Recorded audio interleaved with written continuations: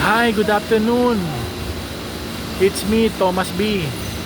Nandito po tayo ngayon sa Plaridel, Bulacan para ipakita sa inyo ang bagong phenolic board. Pero plastic siya.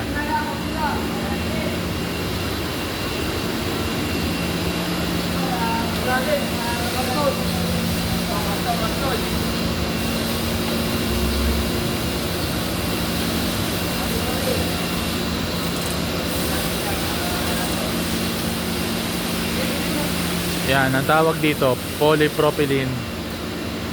Ang tawag nito, polypropylene plastic board. Yan.